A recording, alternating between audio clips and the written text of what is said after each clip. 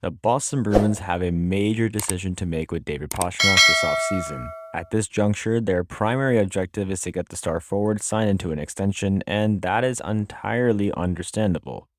However, if he is not open to signing a new contract with the Bruins, they will be forced to move him somehow.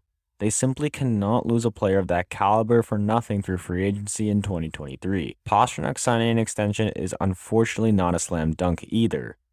Fluto Shinzawa recently reported that a source close to Pastrnak texted The Athletic saying that the winger wouldn't sign a new contract with the Bruins if Don Sweeney remained with the team. That has since been denied by his agent, but there's no question that it has made things more interesting heading into the summer.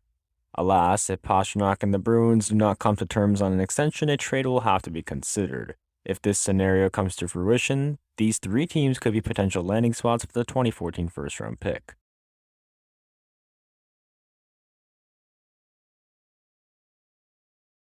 The Los Angeles Kings seem like a team who would target Pastrnak if he's officially made available.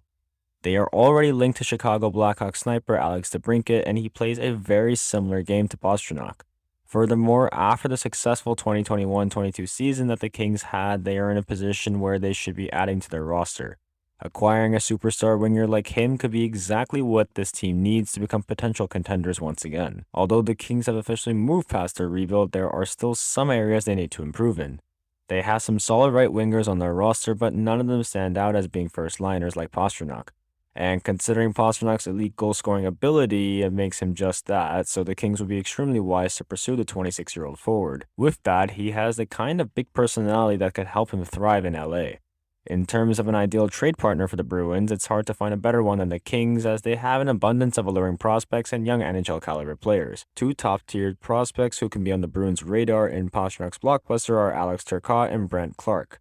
When it comes to NHL-ready options, Arthur Kaliev, Rasmus Kupari, and Sean Durzi would be worth considering. Of course, any deal would also have to include a first-round pick. The Anaheim Ducks are in a position where they can make a major splash this summer. Although general manager Pat Verbeek traded away Hampus Lindholm, Josh Manson, and Rickard Rakell at the deadline, their future is still very bright for this franchise, as they have an array of young players like Trevor Zegras and Troy Terry who took massive steps forward this season in their developments. With this, they can be in a position to bring in a player like Pastrnak to help improve their core even more. The Ducks are also heading into this offseason with just under $40 million of cap space, so they can afford Pastrnak with ease. They would also have zero trouble signing him to a long-term extension if they acquired him with their plethora of cap space. Having a dynamic duo, Pastrnak and Zegras, could be exactly what Anaheim needs to get back into the playoffs. This is especially true if their younger players continue to improve every year. The Ducks have some pretty interesting players that the Bruins could pursue in a trade centering around Pastrnak. Mason McTavish is exactly the kind of prospect that Boston should target, as their center depth is disastrous. This will be even more prevalent if Patrice Bergeron does indeed decide to retire. With that, two NHL players who would be worth considering are Max Comtois and Jamie Drysdale. To round this move off, perhaps the Bruins could get back the first-round pick they gave up in the Lindholm trade.